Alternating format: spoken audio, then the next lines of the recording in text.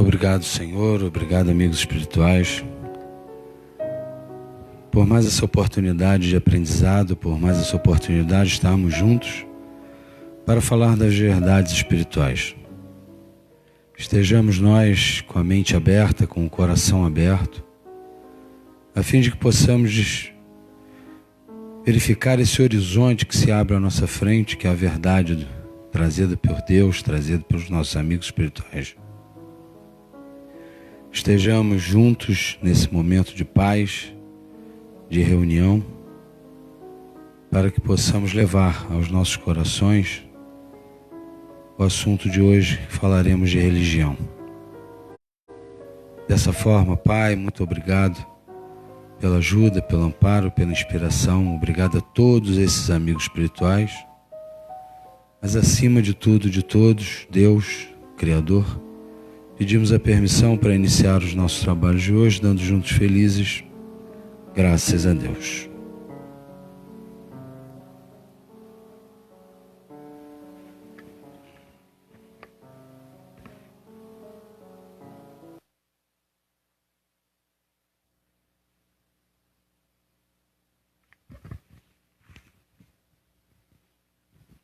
Muito bem, religião universal e a religião humana.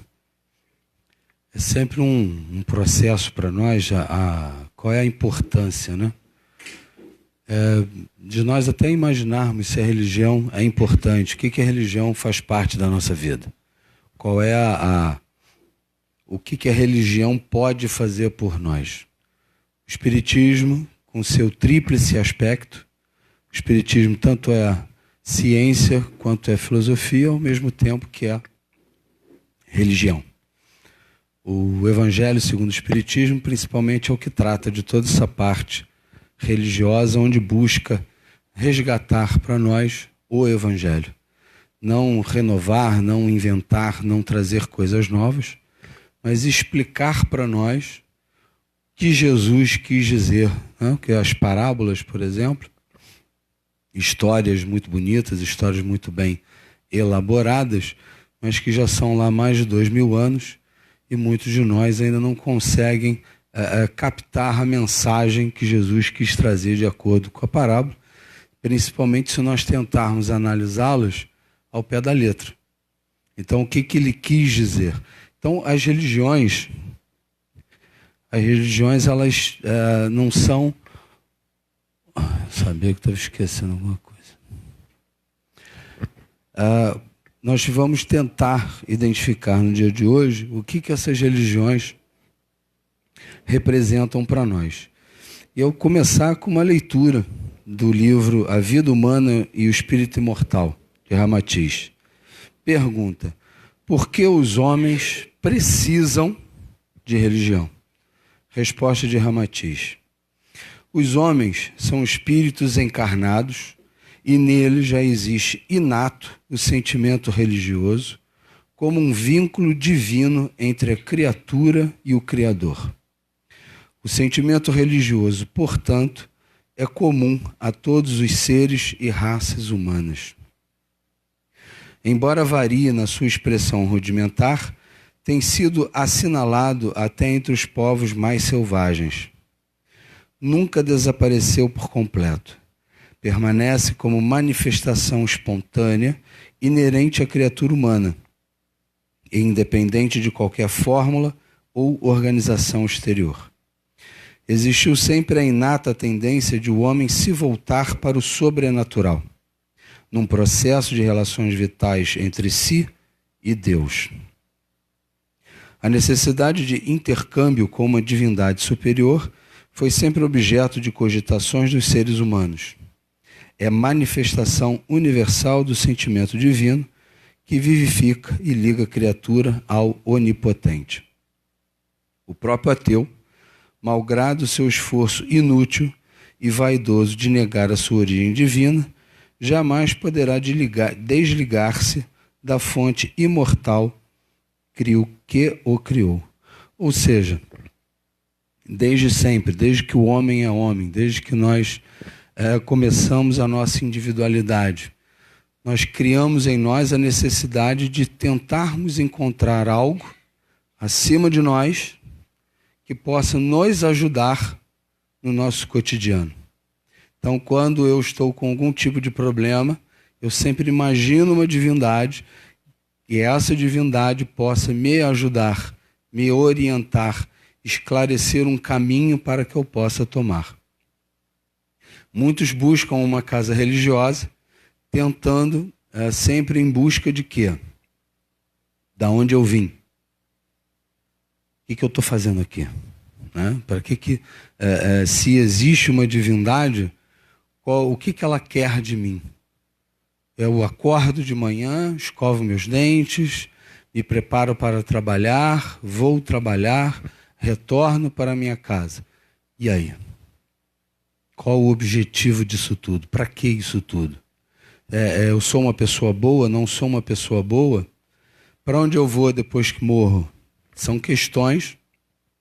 O que acontece quando eu durmo? Né? Muitos de nós sonham, outros não lembram que sonham, e fica uma dúvida muito grande. E amanhã, o que vai acontecer? Será que Deus tem algum plano para mim? Se é que existe esse Deus? Então, quem eu sou, o que eu estou fazendo aqui, para onde eu vou, são questões que nós buscamos essas respostas diuturnamente. E para alguns de nós, isso se torna uma questão tão profunda, que nos atinge de uma tal forma, que eu preciso buscar uma ajuda para que isso, porque eu não estou conseguindo me orientar, me reconduzir a esse caminho. E hoje, juntos nós vamos tentar chegar a essa conclusão. Então, para que religião? Primeiro, eu preciso me ver como um ser imortal. Eu fui criado por Deus, como todos aqui, simples e ignorante. Uma centelha divina. Fomos criados num determinado ponto, iniciamos uma trajetória de crescimento espiritual. Num determinado ponto dessa nossa trajetória, eu adquiri consciência. A partir dessa consciência, eu comecei a ter responsabilidade pelas minhas escolhas. E através dessas escolhas, eu começo a perceber qual é a minha importância diante da criação. E para que sensibilizar? Eu preciso perceber que eu não sou uma criatura sem sentimentos. Eu não posso ser uma criatura que não me importo com o outro. Então a religião, ela também tem esse aspecto onde eu vou precisar sensibilizar essa centelha divina que está dentro de nós, latente, esperando algo que possa despertar em mim essa sensibilidade. Porque eu só poderei ser feliz de verdade quando eu perceber que o outro também está feliz. A felicidade do outro é mais importante do que a minha. Eu só vou ser completamente feliz quando o outro também o for. Então a nossa humanidade, ela ainda tem grandes problemas nesse aspecto.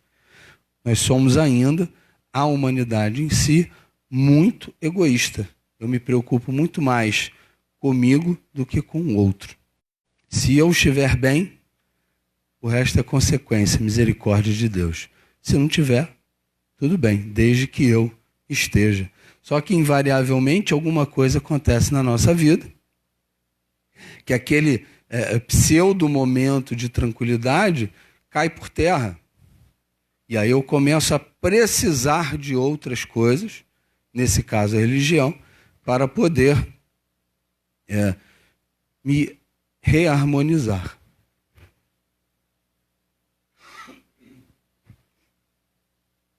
Moralizar o homem. A religião nos ajuda nesse processo, porque naquele ponto em que eu começo a visualizar a vida do outro, eu preciso iniciar um processo de conversar com o outro, de poder viver com o outro. E eu só vou conseguir ter esse convívio com uma vida moralizada, ou seja, respeitando o outro, respeitando o seu pensamento, respeitando a sua vontade, ter sempre a questão de saber que o meu direito termina quando o do outro começa. Então, quando eu começo a perceber que eu estou me moralizando, eu estou, de uma certa forma, nesse caminho de encontro ao Pai. Então, a religião também me ajuda, porque toda e qualquer religião tem preceitos, tem mandamentos, tem dogmas, que esses dogmas, na sua realidade, fazem com que a criatura humana se torne melhor. Fortalecer o espírito.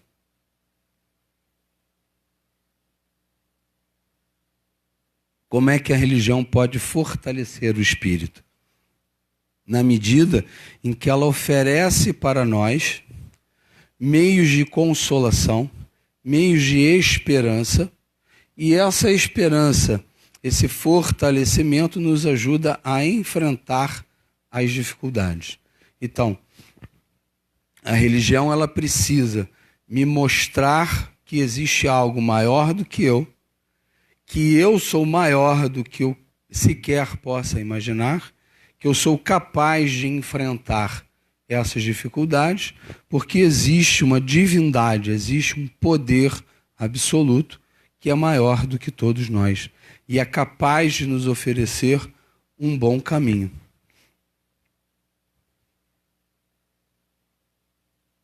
Então, as religiões em si, através dessa leitura, são milhares de religiões fundadas por homens seguidores de diversos mestres, cada qual com cultos cerimoniais, pompas, hinos e rezas.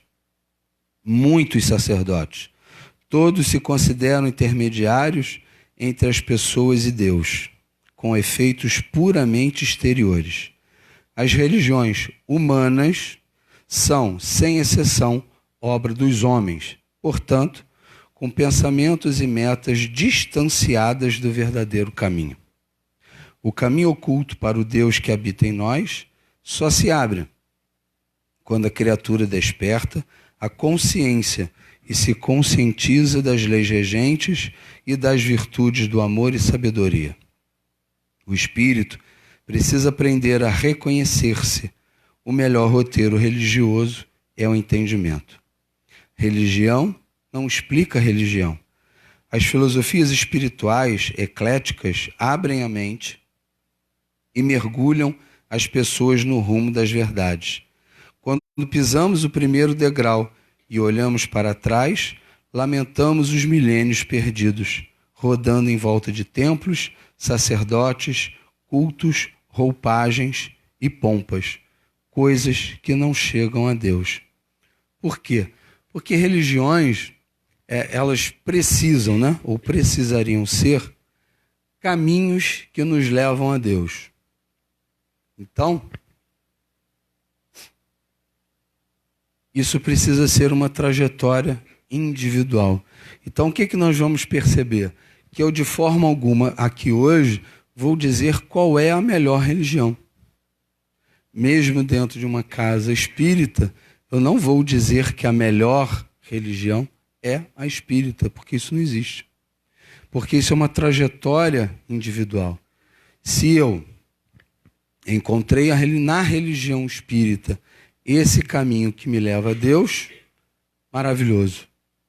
Se você vai ter uma pessoa que vai encontrar no protestantismo esse caminho que leva a Deus, ótimo. Se você tiver uma pessoa católica e que se dedica à religião católica e ela consegue, através da religião católica, fazer um caminho que a leva a Deus, ótimo. Então, a religião boa é aquela que faz o homem melhor. Então, a religião, ela é apenas um caminho. Ela não é o fim. Ela não é o objetivo. Então, eu não vou chegar a Deus só se eu estiver na religião A, B ou C. Mas sim o que eu faço dentro dessa religião. Muitas das vezes a pessoa pergunta, qual a sua religião? A grande maioria vai dizer, não, eu sou católico. Tá, mas qual é a igreja que você frequenta?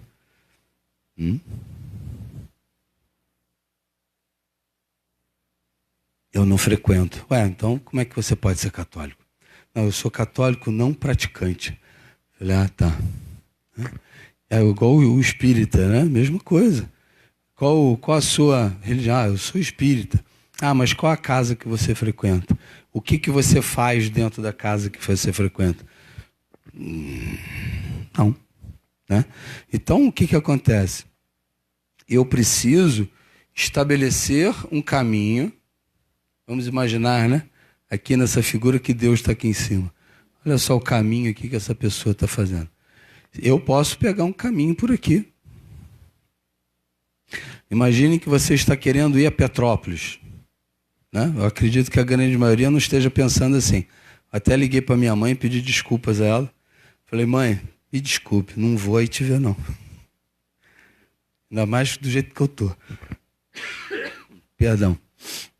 Eu falei, mãe, dá um tempo, deixa o tempo dar uma melhorada. Assim que tiver mais do que 8 graus aí, eu dou uma passada aí. A minha mãe tem um termômetro que ela deixa dentro da sala da casa dela. Aí fica no Alto da Serra. O bairro já se chama Alto da Serra. Estava 8 graus dentro de casa. Dentro de casa. E Deus me livre. Então deixa o tempo esquentar um cadinho que eu vou lá. Mas, por exemplo, se eu quiser ir a Petrópolis, vocês concordam comigo que eu posso ir para Teresópolis?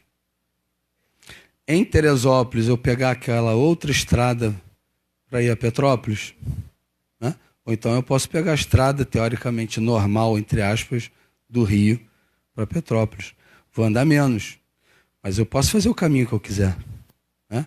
Então existe todo um processo em que eu vou optar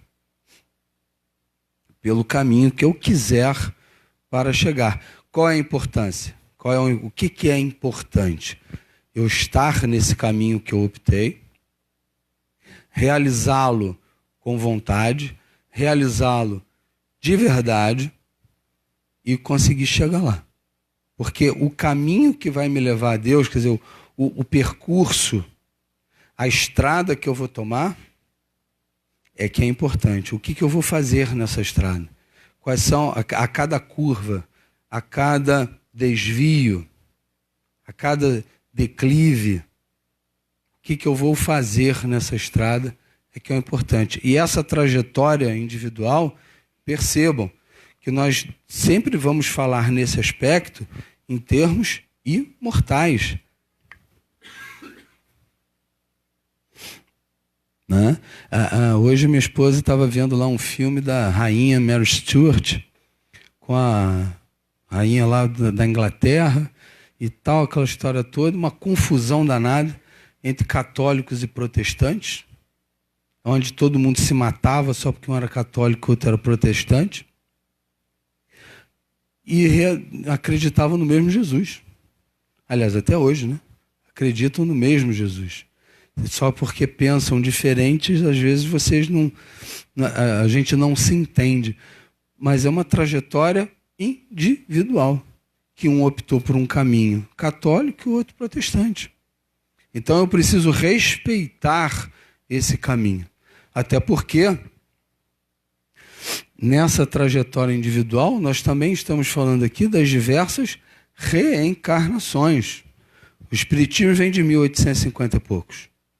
E como é que era lá no ano 1000, no século I, no século X, né? Século XV? Então nós vamos vendo que a própria humanidade ela vai atravessando uma trajetória e nós já fizemos parte desses caminhos. Alguém pode ter certeza absoluta se já não conviveu com um povo, por exemplo, muçulmano? Nós já podemos ter participado de uma trajetória com pessoas muçulmanas. Nós poderíamos ter já reencarnado em outros lugares, a gente já pode ter estado num processo oriental onde nós fomos budistas. O Brasil é que é um celeiro, né, de religiões. Você vai encontrar pessoas de todas as religiões num formato de profunda harmonia entre todas. Então, nesse processo da religião ser um caminho que leva a Deus, eu só preciso perceber qual é essa religião que consegue mostrar para mim uma trajetória clara e definida desse caminho. Então, eu já poderia haver na nossa vida questões. Por exemplo, eu estava na faculdade, e nessa faculdade, é uma faculdade católica, em Petrópolis, e tinha lá a matéria chamada Ciências Morais e Religiosas. No tal de um desses CMRs tinha a verdade. Ótimo. Aí eu sempre gostei muito, que o professor era legal. E nessa verdade tinha um dogma. Fora da igreja não há salvação.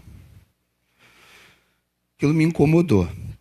Né? Eu virei para o professor, né? O universitário tem uma coisa básica, né? Gosta de tumultuar. Então eu comecei a tumultuar a aula e fiz a seguinte pergunta: mestre, me diga uma coisa. O senhor está dizendo que fora da igreja não há salvação. Ótimo. Agora vamos imaginar uma família muçulmana. A criança nasceu muçulmana. Cresceu muçulmana, casou muçulmana, teve filhos muçulmanos, morreu muçulmano. Essa pessoa não participou da Igreja Católica em momento algum. Ela não vai ser salva? E ele foi categórico. Não. Porque fora da igreja não há salvação. Por favor, não estou dizendo que seja um dogma da Igreja Católica, ok? Estou dizendo que era a matéria que eu estava aprendendo na faculdade.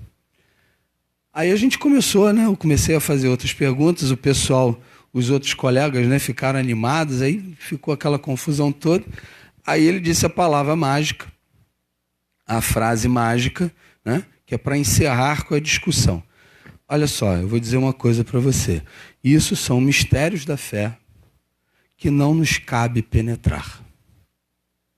Eu falei, legal, uma ótima forma do senhor acabar com a discussão. Porque aí realmente acabou, eu não falei mais nada. Mas vocês vejam, vamos trazer essa discussão para cá. Deus, eu preciso ter uma ideia de que Deus é bom, é justo e é amoroso. Ok? O muçulmano é criação de Deus? O que vocês acham? Né? Bom, graças a Deus todo mundo pensa assim. Será que Deus, sendo bom, justo e amoroso, ia criar um povo, ia permitir que um povo se criasse dessa forma e que eles não teriam direito de chegar a entrar no reino dos céus por não serem católicos? Isso não entra na nossa cabeça, percebe? Eu começo a adentrar uma trajetória aonde eu começo a me questionar determinados dogmas que não me satisfazem. Agora, você vai ter outras pessoas que não vão se importar com isso. Elas simplesmente não vão nem pensar nisso. Algum problema? Não. Percebe? Então você vai ter pessoas que vão se importar, vão questionar, vão perguntar e buscar o quê? Uma outra trajetória, um outro caminho que satisfaça. Então, quando você percebe uma outra religião, ou uma outra seita, ou uma outra doutrina, que te explique, não, olha só, a pessoa reencarna. E caramba, aí já mudou de figura. Que história é essa de reencarnar?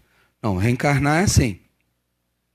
Você passa um determinado tempo da sua vida com um corpo físico, aí você morre, não morre? Todo mundo morre. Só que somente o seu corpo físico baixa a sepultura. Enquanto lá o teu corpo lá está se desmanchando, o teu espírito já foi passear há muito tempo. E pasmem, tem espírita que visita o túmulo do Chico Xavier no dia de finados. O Chico está lá? Não, pelo amor de Deus. Isso não entra mais. Mas na cabeça deles entra, né? E vai lá. Então vocês vejam só, eu começo a perceber que através dessa reencarnação, eu posso renascer muçulmano, eu posso renascer budista, eu posso renascer católico, eu posso estar em qualquer ponto. Por quê? Porque a reencarnação vai fazer com que eu faça essa trajetória, que o meu objetivo não é a religião. Eu apenas utilizo a religião como um caminho para que eu possa me orientar nesse caminho para ter melhores decisões. De que forma? Sensibilizando a minha centelha divina, me percebendo filho de Deus, me perceber fazer parte de algo muito maior, que não simplesmente a minha vida. Eu começo a me moralizar nesse caminho, percebendo que a vida do outro também é importante, e fortaleço o meu espírito nas dificuldades que aparecem. Porque se nós vivemos ainda num mundo, como ele se encontra, que a espiritualidade nos traz como provas e expiações, eu preciso me fortalecer de alguma forma. Senão vai ser complicado. A gente apanha, apanha, apanha, você cai, tem que levantar, você cai de novo, levanta. E assim nós vamos seguindo o nosso caminho.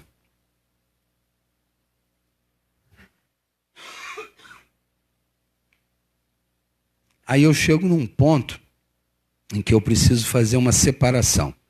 Religião e religiosidade. Se eu for buscar a origem da palavra religião, eu vou chegar numa palavra religare. Religare significa religação. Religação com o quê? Com o Criador. Então a religião em si, ela é um processo.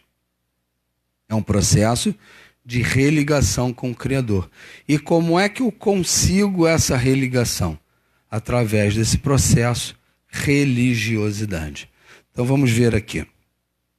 A criatura pode ser extremamente religiosa e não frequentar templos, seguir cultos, missas, procissões e tampouco seguir regras de sacerdotes. O homem esclarecido sabe que religião é rótulo e exterioridade. Religiosidade é prática, é relacionamento com Deus interior. Estudando o Evangelho, vamos entender que a religião universal é simples e direta, sem templos, sem cultos exteriores e sem sacerdotes intermediários. Tudo se passa no profundo do homem. Emmanuel, abre aspas. O Evangelho nos ensina que religião pura diante de Deus é outra coisa. As práticas exteriores afastam-se do básico. Religião é coisa de Deus nas mãos de homens imperfeitos. Religiosidade é Deus no coração. Espiritualidade é conhecimento na mente e na razão. A religião natural não tem templos de pedra, não tem cultos exteriores, rituais, nem sacerdotes. Então, a religiosidade em si, assim como a religião, ela passa a ser algo extremamente íntimo. Então, vamos imaginar, eu estou na religião espírita. Dentro da religião espírita, possuímos, em todas, mas a gente estuda na doutrina espírita, a mediunidade. E você começa a perceber que através da mediunidade, você é capaz de ajudar mais pessoas. Através do passe, através de um passe de cura, através da desobsessão. Aliás, a desobsessão, você vai ajudar a encarnados e desencarnados. Então você começa a perceber que nesse processo eu preciso desenvolver dentro de mim não só a prática mediúnica, mas a sensibilidade de saber que eu estou atuando sobre uma outra pessoa. A minha energia incide sobre a energia de outra pessoa. Então eu preciso me preocupar com a alimentação, eu preciso me preocupar com os meus pensamentos, eu preciso me preocupar com a minha rigidez para que eu possa ser um bom médium. Então eu preciso de um algo, entre aspas, né? Um algo a mais. Eu desenvolver essa religiosidade dentro de mim, ela vai além de apenas dizer-me espírita. Eu preciso fazer uma pergunta para mim no determinado momento. Eu estou na doutrina dos espíritos ou a doutrina está em mim? Como é que há determinadas ideias, determinados até dogmas são colocados, como é que eu ajo diante disso? Será que eu sou espírita apenas dentro do centro espírita? Você vai encontrar médiuns, você vai encontrar espíritas que depois que adentra o espiritismo, todo mundo vira irmão. Você entra dentro da casa espírita, ô meu irmão, como vai você? Será que ele chama aquele patrão que briga com ele, ou o colega que puxa o tapete dele, ô meu irmão, bom dia? Será que nós agimos, você ser espírita dentro da casa espírita, é mole. Como é que nós somos espíritas do chamado mundo profano? Ou vamos trazer para o católico, Será que dentro lá da igreja católica eu sou um excelente, mas como é que eu sou fora da igreja católica? Então, eu preciso avaliar sempre o nosso maior exemplo, que é Jesus. Jesus viveu religiosidade. Por quê? Porque ele simplesmente não veio aqui, ditou regras, disse para o pessoal, falou, eu sou o caminho, verdade e a vida. Fui. Não. Jesus andou pra caramba. Vocês já viram lá o mapa dos lugares onde ele foi? Genezaré, o Mar da Galileia, toda aquela região lá, não tinha Uber. Não tinha táxi. Não tinha como mandar o WhatsApp. Pedro, olha só, eu vou ali na Vila XYZ. Me manda a palestra, que eu vou botar lá um data show para mostrar. Nada disso. O cara tinha que gastar as suas sandálias, andar às vezes no deserto, ir para os lugares, falar e agir de acordo com o que ele falava. Então Jesus, ele viveu essa religiosidade. Ele mostrou para todos nós o que nós precisávamos fazer. Ele não falou, ele fez. Então, quando ele diz, perdoa 70 vezes 7, não tem isso lá no Evangelho? Nós devemos perdoar 70 vezes 7. Alguns de nós, porque levam o Evangelho ao pé da letra, faz conta, 49, 70, 490. Beleza, na 491, não preciso perdoar mais. Só que tem um detalhe. Na fala, isso tem muito da Cabalá, aquela coisa dos números. O 7 significa infinito. Olha só, 70 vezes 7 é quase que infinito vezes infinito. E Jesus ainda coloca algo na sua fala. A cada ofensa, ele não simplesmente disse, você precisa perdoar 70 vezes 7. Ele disse 70 vezes 7, cada ofensa. E quais foram as suas últimas palavras na cruz?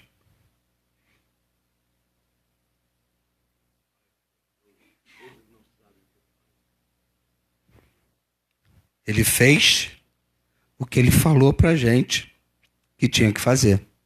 Percebe? Então, em qualquer momento da vida de Jesus, em que ele dizia alguma coisa para a gente fazer, ele exemplificava e fazia aquilo que ele falou. Quando ele foi preso, Pedro, naquele ímpeto de salvar Jesus, corta a orelha do soldado. E aí Jesus traz para nós mais um ensinamento. Pedro, não faça isso. Aquele que fere pela espada será ferido pela espada. Aí Jesus pega a orelha do soldado lá no chão, coloca no lugar e cura. Né? Quer dizer, aquele que estava prendendo ele, que ia bater nele, que ia feri-lo, ele salvou o cara. Então, em todo e qualquer momento, Jesus viveu essa religiosidade e deixou para nós esse exemplo maravilhoso para nos mostrar, para demonstrar o que nós precisaríamos fazer para sermos felizes. Grandes mestres ensinaram verdades religiosas, muitos deles antes mesmo de Jesus estar conosco. Siddhartha Gautama e tantos outros que estiveram muito antes de Jesus trouxeram essas verdades. Houve toda uma preparação antes da vinda de Jesus. Filósofos gregos, mesmo antes dele, já traziam essas verdades. E Jesus só trouxe para nós o fortalecimento dessas ideias. Então, esses grandes mestres, tem lá, a gente pode buscar essas verdades religiosas e a gente vai achar. Aí um detalhe, né? Os fiéis dessas verdades religiosas praticam essas verdades?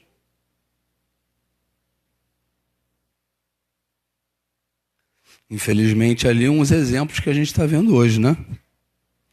Está escrito aqui na camisa do rapaz aqui, umbandista.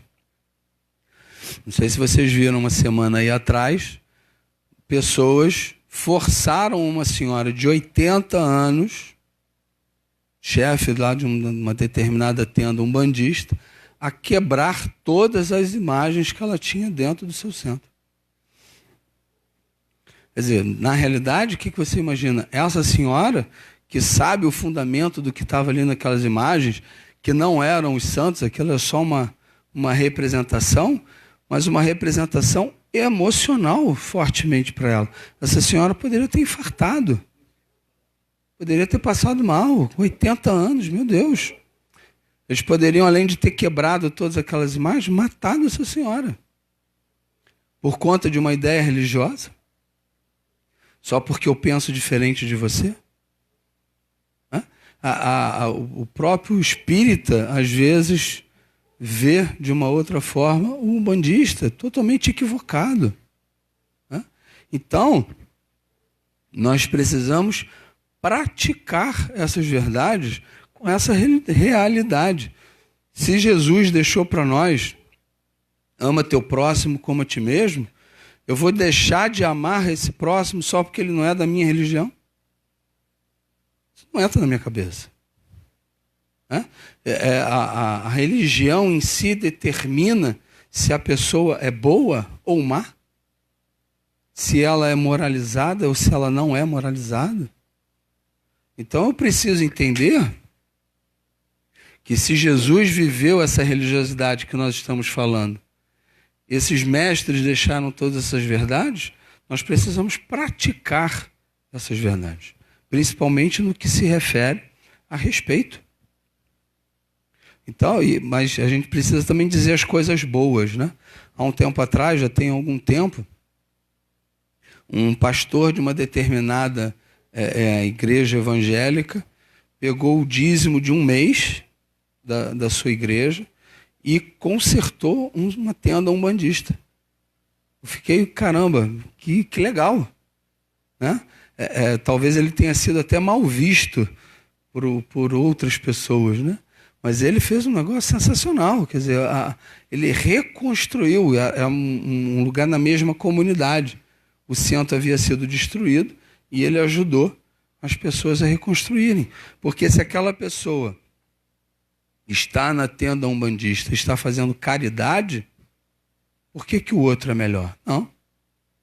O importante é que algo está sendo feito em termos de religiosidade. Essa religiosidade se traduz na vontade que você tem do outro ser ou estar melhor.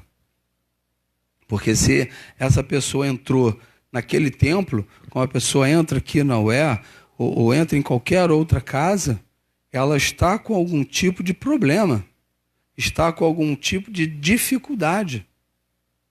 Não está, a grande maioria só não está buscando o Espiritismo. A gente está tentando entender alguma coisa que não está funcionando bem. Por que não está funcionando? Ou tem algum tipo de problema e sei que um passe pode ajudar. Porque até a religiosidade trata isso. Porque a parte científica e filosófica, por exemplo, da doutrina espírita, ela diz o seguinte, olha, você está na desobsessão, vamos dizer assim. Né? São quantas desobsessões? 7. É isso? Alguém explicou para vocês por que são 7? Não é porque tem espírito infinito, não, tá? Cada dia da semana. Podia ser 6 então, né? Que aí no 7º descansava. O que acontece? Esse número é trazido pelo mundo espiritual. Mas a grande importância que tem nesse processo é porque eu vou ter uma oportunidade de eu ser o veículo de ajudar um espírito que está desencarnado a reencontrar o caminho. Porque se for um espírito que não gosta de mim, eu vou ter uma oportunidade ali de pedir perdão e de ser perdoado. Se for um trabalhador de magia, eu vou ter a oportunidade de que a casa mostrará, através dos guias espirituais, a sua realidade espiritual e que ele precisa mudar a sua atitude. Você veja que, embora você esteja ali num tratamento espiritual para você, você está sendo veículo de ajuda para outra pessoa. Sem o corpo físico, mas é uma pessoa como nós. A única diferença é que está desencarnado. Então vocês vejam que a humanidade é uma só. Não é porque um está desencarnado que ele é mais ou menos importante. Então essas verdades espirituais, elas precisam ser praticadas em qualquer lugar que nós estejamos. Os dogmas da Igreja Católica, né? Batismo, casamento, crisma e etc. Tem alguns que eu já não me lembro, que eu fiz primeira comunhão há muito tempo. Mas você veja, batismo. Batismo é criação humana. Da onde que surgiu o batismo da Igreja Católica? Da onde que surgiu? Vou perguntar a vocês que eu posso beber uma aguinha.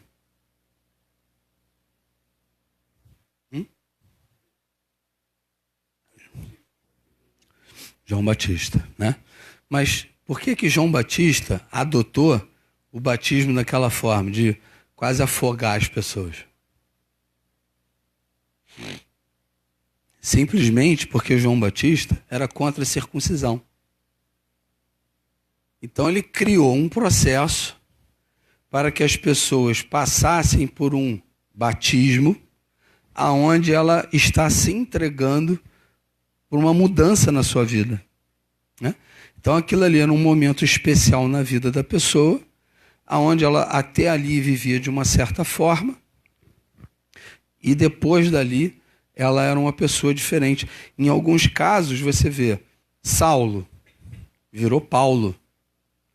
Por quê? Porque ele deixou de ser aquele espírito perseguidor de cristãos para ser um dos maiores divulgadores da doutrina, né? Do cristianismo. E como é que a gente começa a se modificar? Quando eu vejo que realmente eu preciso viver essa religiosidade. Isso vai surgir diferente para mim, diferente para você, diferente para cada um de nós. E não tem assim, o fulano ainda não desenvolveu isso. Ele está no momento dele. Vai chegar um momento onde ele vai despertar, porque para isso fomos criados.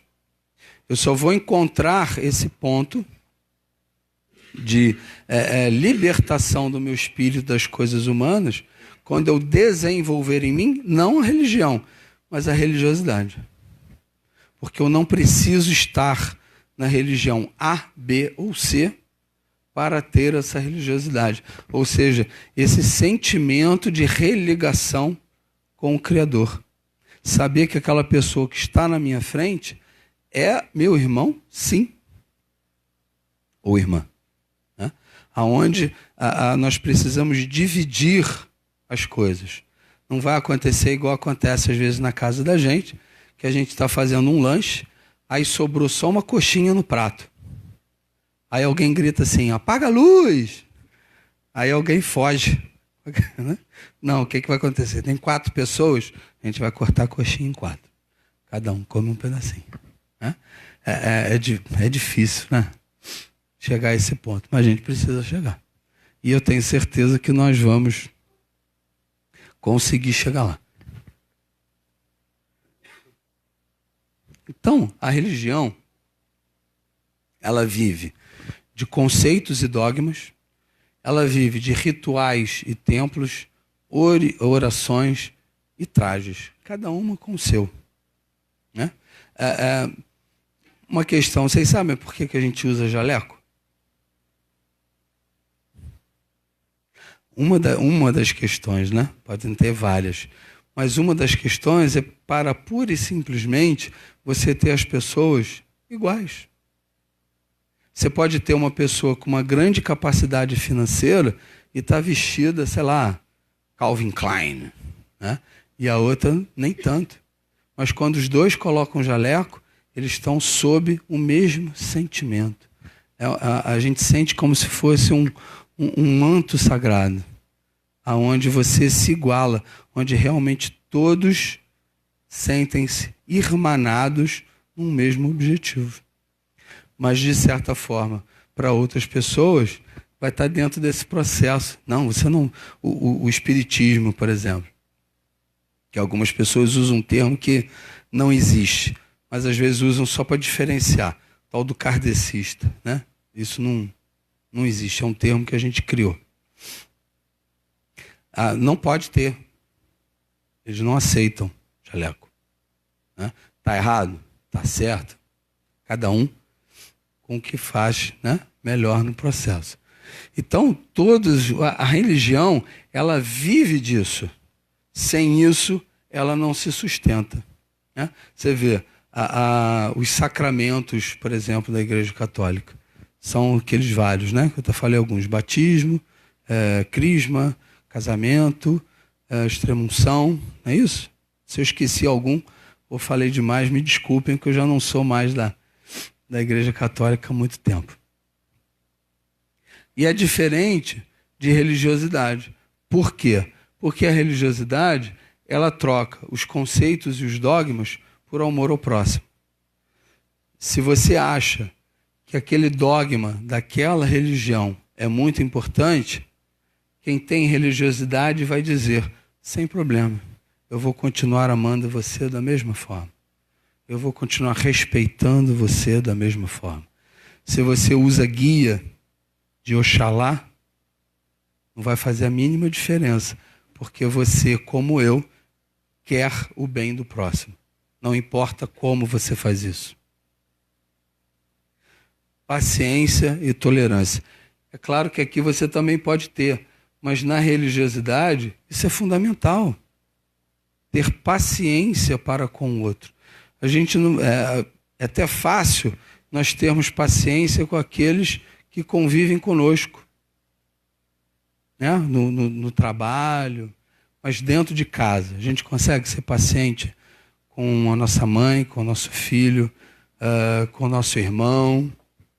É um pouquinho mais complicado. Eu tenho que começar a fazer isso dentro de casa. Então, não adianta, né? Tem uma passagem de Jesus que é muito interessante, que a pessoa vai fazer uma oferenda. E aí é colocado nessa historinha, e aí Jesus coloca o seguinte, fala, olha só, para agora. Não faça a oferenda. O que você tem que fazer? Você tem que voltar, reconcilia-te com o teu inimigo. Você já está tudo bem com o seu inimigo? Beleza. Aí você volta, e aí você faz a sua oferenda. O que Jesus quis dizer com isso? Não adianta eu fazer um monte de coisas se eu ainda tenho algo pendente com o meu semelhante. Então é muito mais importante eu me acertar com o meu semelhante do que fazer a oferenda. Isso em qualquer coisa na nossa vida, né? É claro que você veja, pensando em reencarnação, às vezes você só vai conseguir fazer isso depois de várias vidas. Quando a gente volta aqui ao assunto da desobsessão, por exemplo. Vem um inimigo de vida passada, uma pessoa que odeia a gente, não gosta da gente porque a gente prejudicou ele.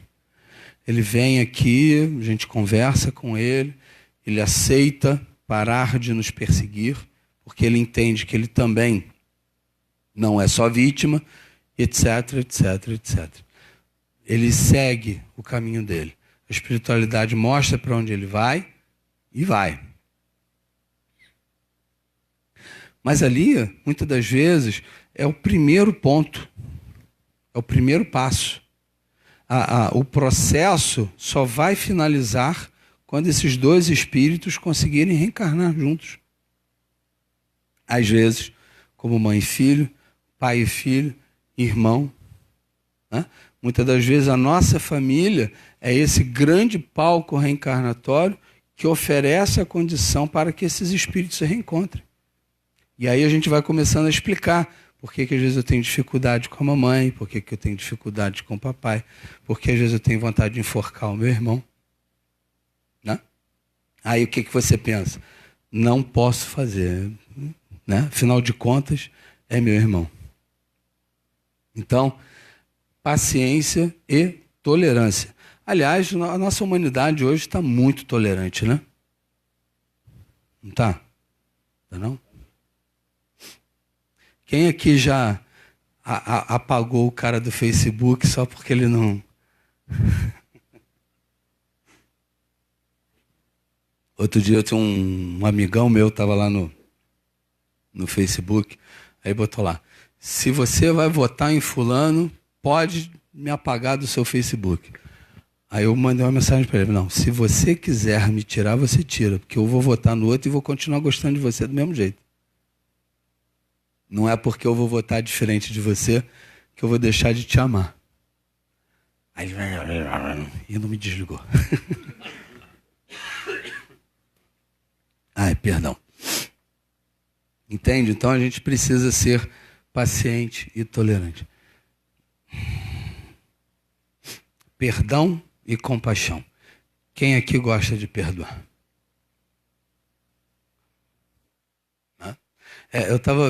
São dois momentos bem distintos com relação a isso.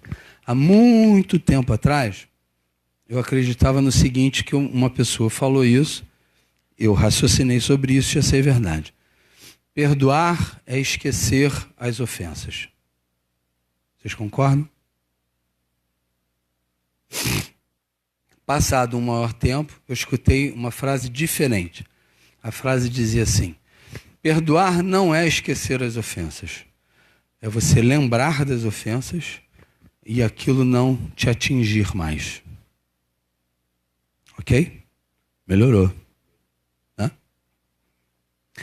E aí outro dia eu estava ouvindo uma palestra, não sei se foi do Haroldo Dutra ou se foi do Divaldo, um dos dois. E eu achei sensacional, porque ele estava falando que o perdão não é para o outro.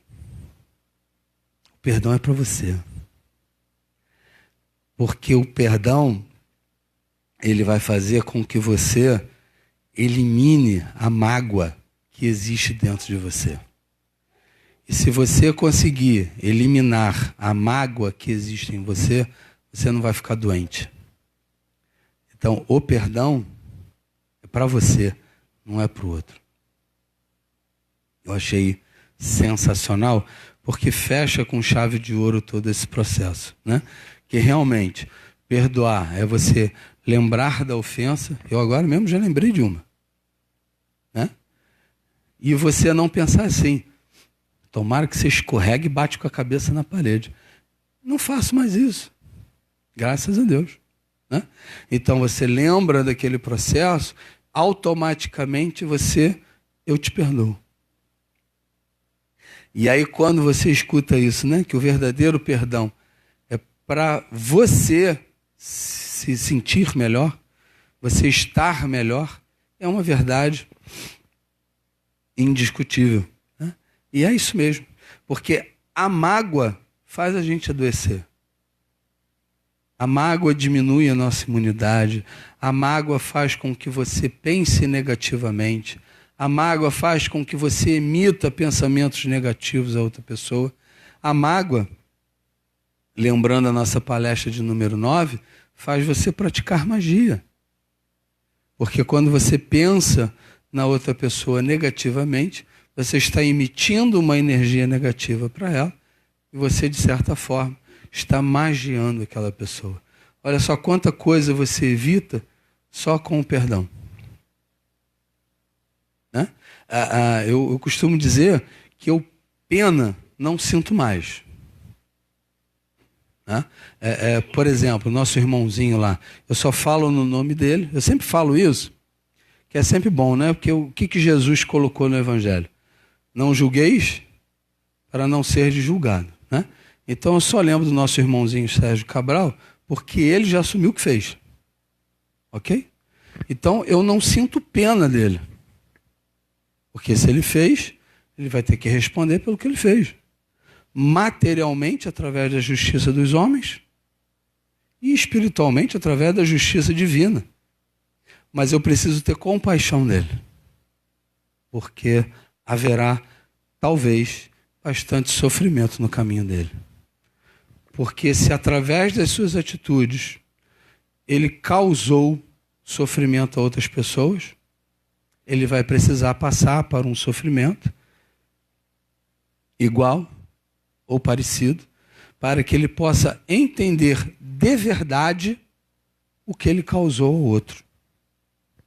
Isso a gente vai falando de qualquer outro exemplo que a gente possa imaginar, inclusive histórico.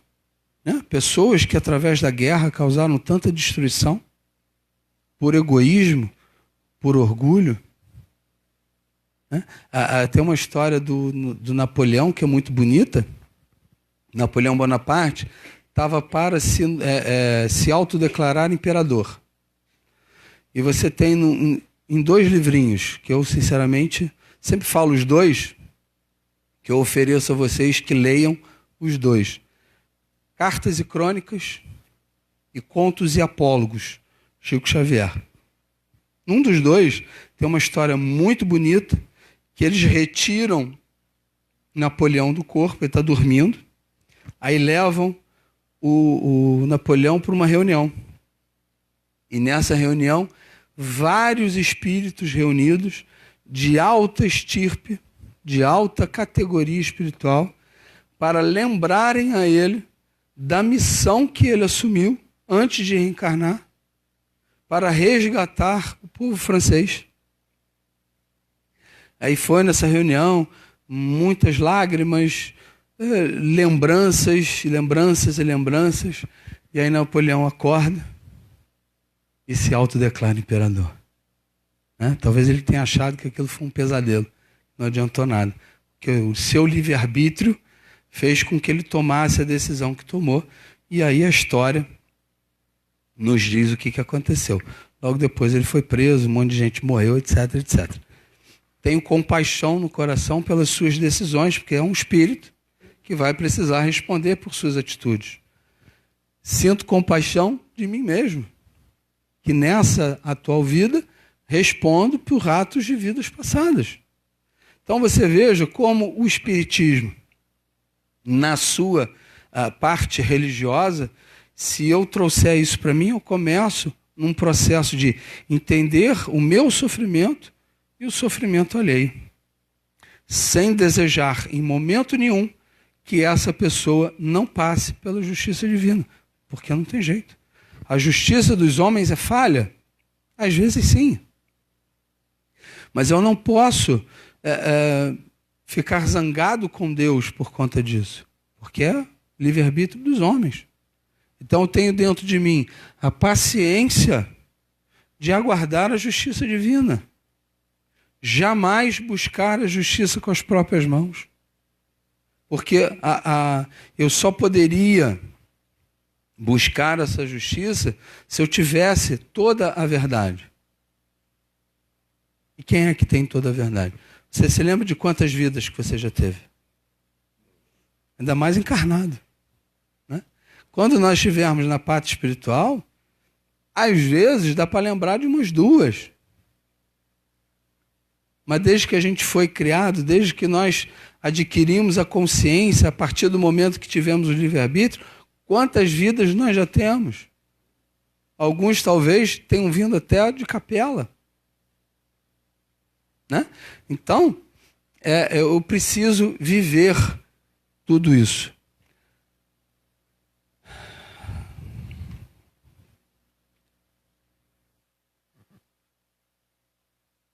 Bom ânimo e determinação.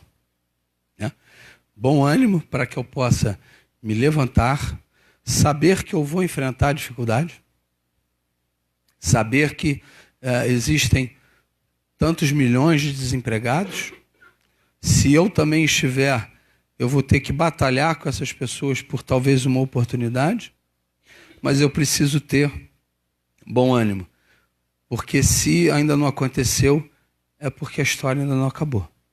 Então, se eu me manter com determinação, eu vou ajudar a história a me ajudar. Porque se eu pensar assim, né, eu sou espírita. Ah, não, esse meu sofrimento é karma. Se eu hoje estou desempregado, é porque talvez em outra vida eu tenha causado desemprego para alguém. Então eu preciso aceitar esse sofrimento. Isso é resignação? Não, isso é comodismo. Né? Então, num processo aonde o que vai ser esse processo de você se resignar? Você ter bom ânimo, você ter paciência, você ter uma tolerância ao sofrimento pelo qual você está passando e determinação para resolver. Hoje, você tem algo terrível que está sendo considerado pela Organização Mundial de Saúde. Daqui a pouco vai ser um dos piores problemas que a humanidade já passou, a tal da depressão. Que não é frescura. Né? É claro que isso é uma coisa que, graças a Deus, está diminuindo cada vez mais. Né? Então, a pessoa às vezes entra em depressão, aí alguém diz, não, é problema, sim, e que precisa ter atenção, sim, porque essa pessoa precisa, que ela não vai conseguir sozinha. Então nós precisamos nos colocar à disposição dessas pessoas para que elas desenvolvam, às vezes, paciência com ela mesma. Porque entra num processo cíclico de não aceitação de si mesmo. De achar que realmente é um fracasso. Está cada vez pior. O Brasil, acho que é uma coisa a cada 45 minutos, alguma coisa no nível. Está muito complicado. O Japão é pior. Principalmente entre os jovens. Né? Então, a nossa humanidade está passando por um momento muito difícil. Mas isso existe? Claro que existe. E nós, né? Nós precisamos nos conhecer cada vez mais para que eu perceba quando isso não está bom.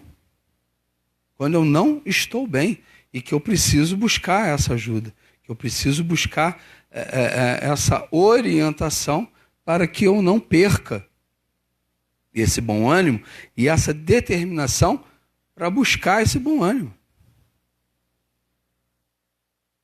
Isso é sério, né? Muito sério.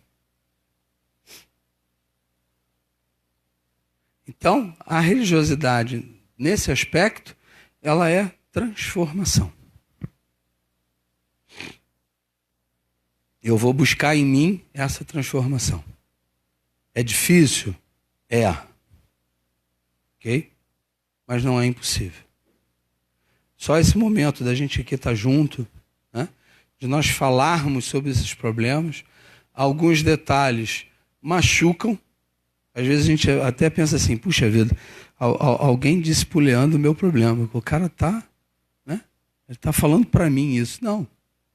Muitas das coisas que eu estou falando aqui, eu estou falando para mim.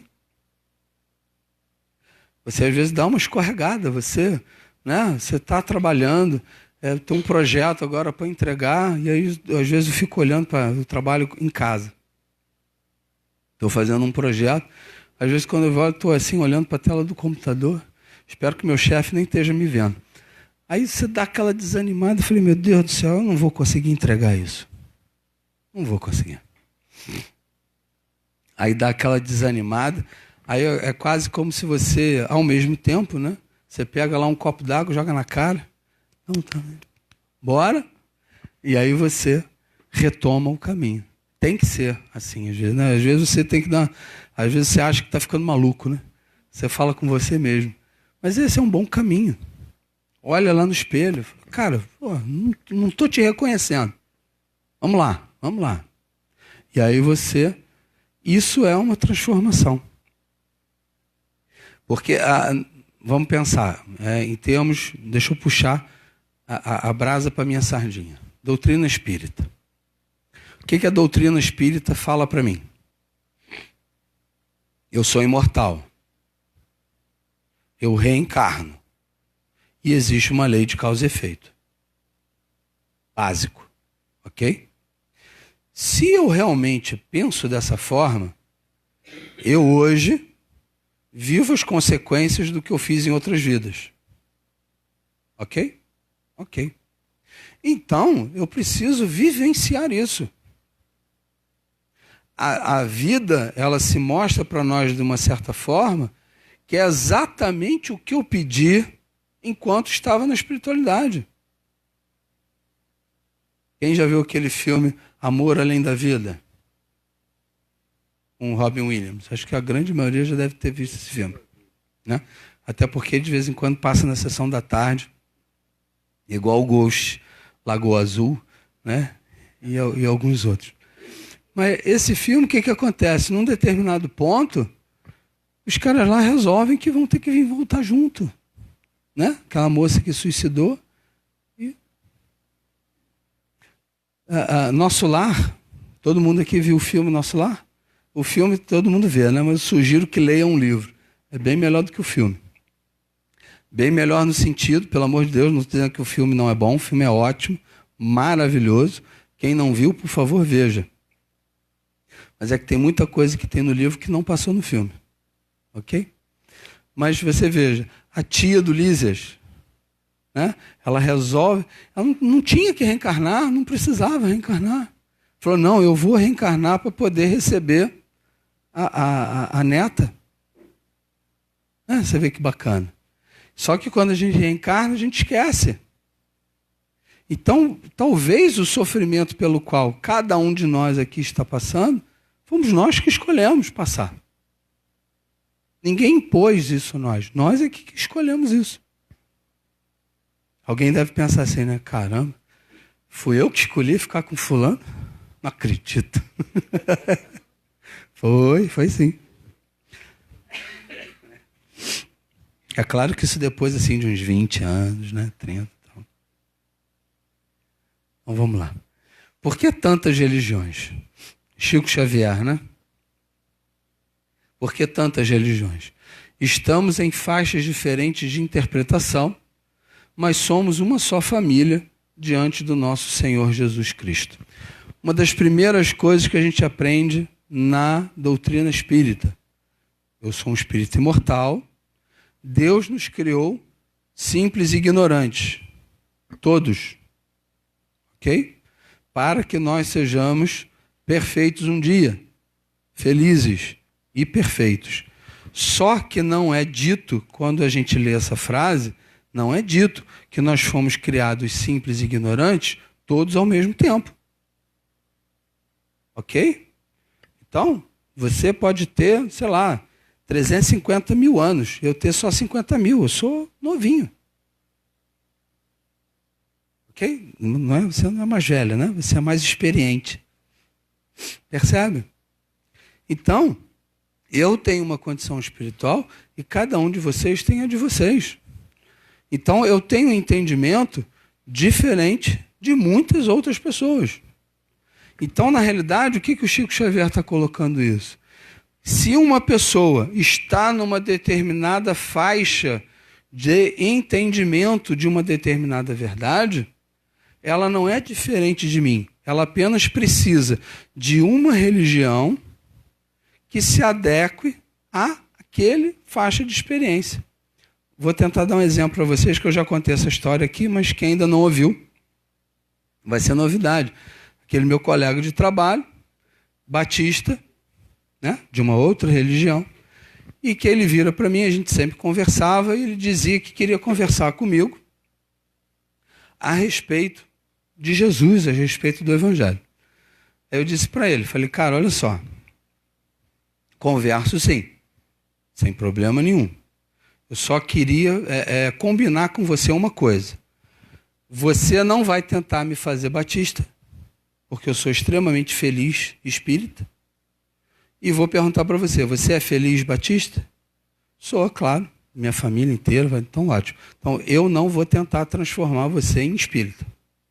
Sendo assim, podemos conversar sobre o Evangelho a hora que você quiser. Ok? Ok. Num determinado almoço, a gente estava conversando. Aí ele falou, Leandro, tem uma passagem muito interessante no Evangelho, que a gente pode, dentro da minha religião, a gente prova que não existe reencarnação. Eu falei, interessante, porque eu acredito em reencarnação. Mas qual é essa passagem que você está falando? Não, é aquela passagem que um doutor da lei, um tal de Nicodemos, vira para Jesus e pergunta assim, mestre, como é que a gente consegue entrar no reino dos céus? Nessa hora eu já estava rindo. E aí vocês vão entender por quê. E aí Jesus responde para ele, olha só, você só vai conseguir entrar no reino dos céus se você nascer de novo. Aí eu terminei a minha risada. Né? Aí ele, do que você está rindo, Leandro? Você está fazendo pouco caso? Eu falei, de forma alguma. De forma alguma. Eu só estou rindo porque essa passagem que você está dizendo que prova que não tem reencarnação é a que nós, espíritas, mais usamos para provar a reencarnação. Cara, lê de novo o que você falou. Fala de novo o que você falou. Nascer de novo. Aí eu perguntei para ele, não, tudo bem, então vamos fazer o seguinte. O que para você é nascer de novo? Aí ele diz para mim, não, por isso que eu digo para você que não existe reencarnação. Porque nascer de novo é você estar vivendo numa vida de erros ou de acertos e num determinado ponto você renasce para Jesus. Você elimina aquele ser velho que existe dentro de você, você se torna numa outra pessoa renovada em Jesus. E está errado? Vocês acham que está errado? Não. Mas o que falta nessa faixa diferente de interpretação dele? Tá, beleza. Eu eliminei o cara velho e me tornei uma pessoa nova em Jesus. O que está faltando nessa definição?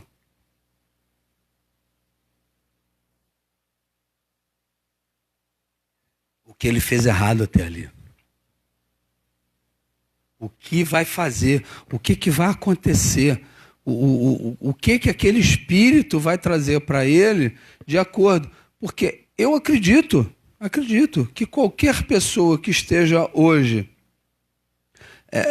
eliminada da sociedade, ou seja, dentro de um presídio, que ela possa, através de um processo de visitas ou de contato com a religião, fora da sociedade, porque ele fora da sociedade, ele deixa de ter contato com aquelas pessoas que talvez o levaram para o crime.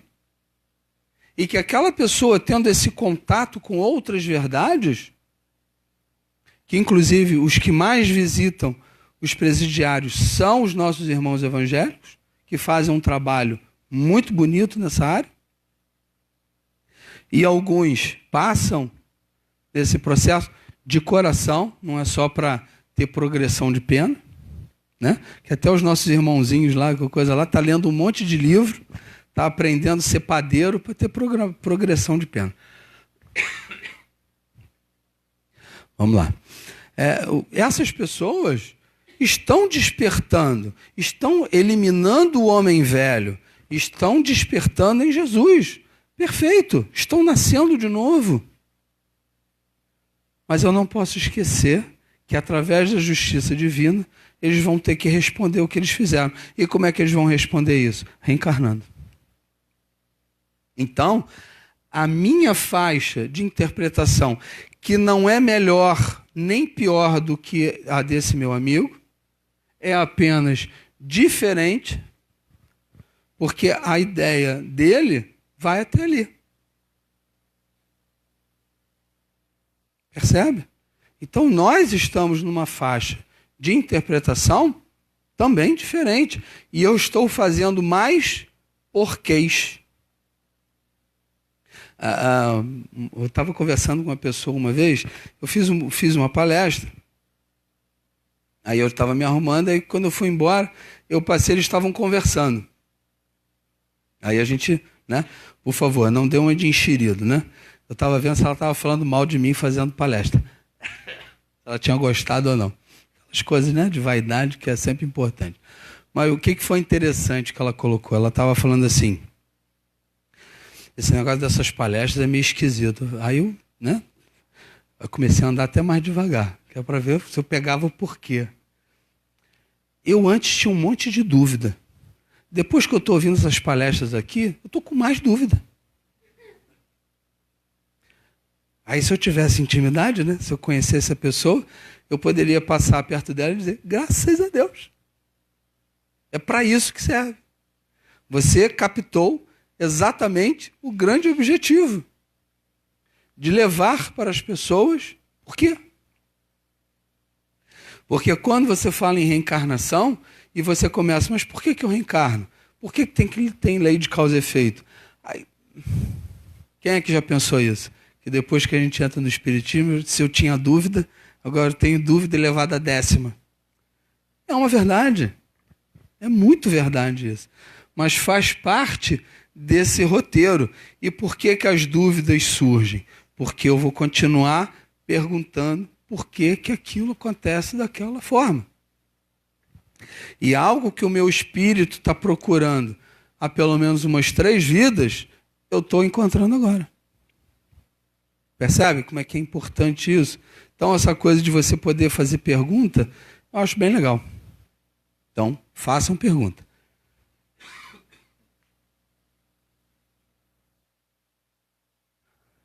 Então, qual seria a chamada religião universal? Aqui nós temos símbolos, né, de vários. Islã, cristianismo, hinduísmo, taoísmo e outros. Tem um monte de ismo, né? Então, qual é a religião universal? Que eu me torne, em todos os momentos, agora e sempre, um protetor para os desprotegidos, um guia para os que perderam o rumo, um navio para os que têm oceanos a cruzar, uma ponte para os que têm rios a atravessar, um santuário para os que estão em perigo, uma lâmpada para os que não têm luz, um refúgio para os que não têm abrigo e um servidor para todos os necessitados. Qual é a religião que atinge isso aqui tudo? Todas. Ou é o objetivo de todas, né? De exatamente se apresentar como um protetor para os desprotegidos. Você tem igrejas abrindo para trazer as pessoas com frio para dentro delas. Você tem várias pessoas dentro desse processo. Você veja, quem escreveu isso aqui no livro O Caminho da Tranquilidade, Dalai Lama. Né? Então, eu preciso ter essa ideia de que a religião universal vai chegar um momento em que não vão haver mais templos. Não vai haver necessidade. Porque o verdadeiro Deus está dentro de nós. Eu tenho que parar de procurar Deus nas igrejas, nos templos, nos centros espíritas. Eu tenho que procurar Deus dentro de mim. Porque é aí que Ele está. Né? Quando eu realmente procurar isso, eu vou conseguir realizar tudo isso. Então aí você começa a se tornar uma pessoa universalista, uma pessoa eclética, aonde você vai encontrar a verdade em vários lugares. Às vezes você vai pegar um livro, aí que você vê que realmente você está sendo universalista. Quando você pega um livro de uma religião XYZ, e aí você lê aquele livro, você pode talvez achar coisas convergentes em 2, 3 capítulos. E nos outros você não vai achar. Mas aqueles 2, 3 capítulos foram suficientes para você ver que aquele livro que você leu foi positivo. Até porque você já está conseguindo fazer uma análise do que você está lendo. Né? Então, às vezes é muito ruim quando você pega uma lista de livros que não devem ser lidos. Se você viu isso em algum lugar, esqueça. Leia. E você chegue à conclusão se aquele livro foi bom ou não para você. É claro que tem alguns livros que tem algumas dicas, né? Como aqueles assim, o título, A Vida de Maria ditada por ela mesma. Esquece, né? Está furado. Ok? Então, é muito importante que você comece essa análise do que você está buscando, do que você está lendo, e jamais pare de buscar. Ok? Hoje, principalmente na internet, você tem assim uma gama gigantesca de ensinamentos que você pode perceber. Quem gosta de aplicativo em celular, outro dia um colega meu, eu nem sabia que isso existia. Não sei se vocês já ouviram falar, tal de Kardecpédia. Um aplicativo com os 5 livros da doutrina. Tem ainda algumas revistas espíritas. Eu não conhecia, eu estou adorando. Né? Você está lá no BRT, não tem nada para fazer. Se não for deslocar a retina, descolar a retina, você dá uma olhadinha no livro dos espíritos. É Kardecpédia. Não tem Wikipédia, né? É Kardecpédia. Achei bem interessante. Não estou recebendo nada pela propaganda, tá? Fica tranquilo. Já dei uma dica, né? Onde é que está Deus? Você vai encontrar Ele na rua, em casa, porque está em você.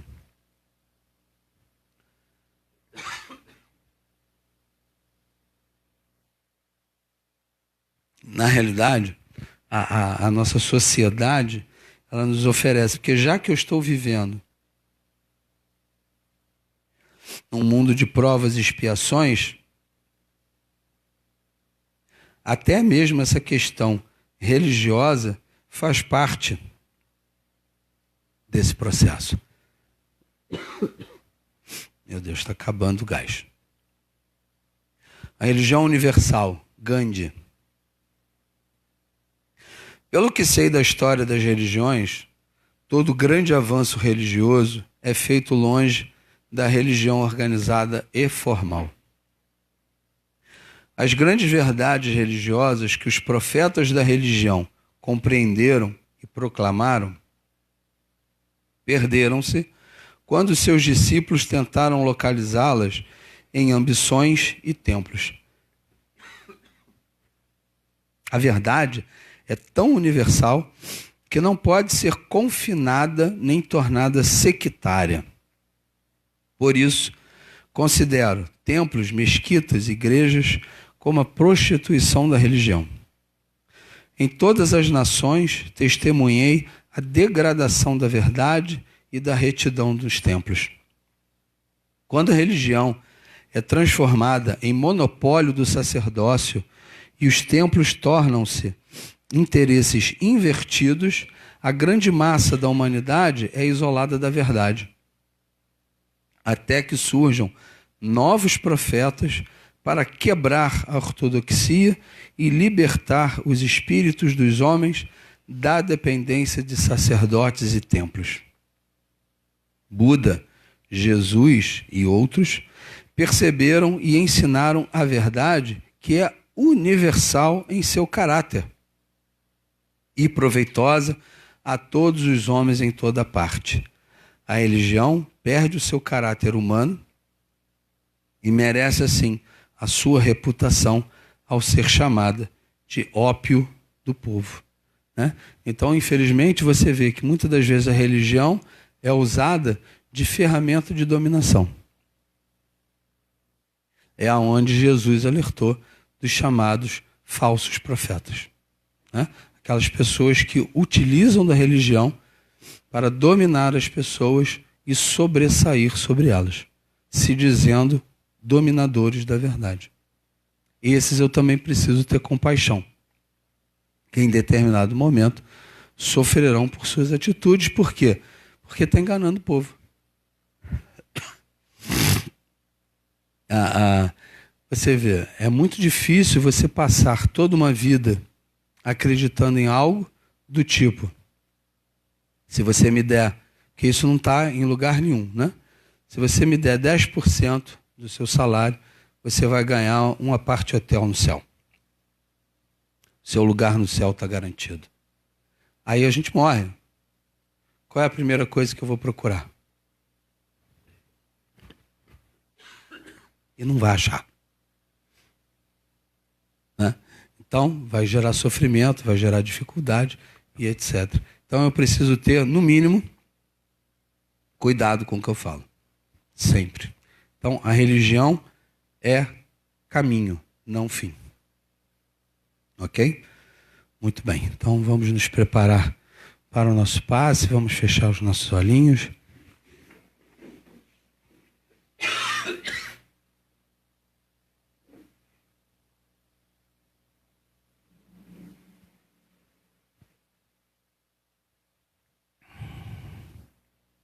Obrigado, Senhor, pela ajuda, pelo amparo, por ter permitido que estivéssemos juntos na noite de hoje para falarmos desse assunto tão importante na nossa vida, que é a religião, a religiosidade, caminhos pelos quais nós podemos nos ligar ao nosso Criador, porque somos suas criaturas, fomos criados por Deus, simples e ignorantes, para nos tornarmos espíritos perfeitos com acesso ao chamado reino dos céus, que é a felicidade.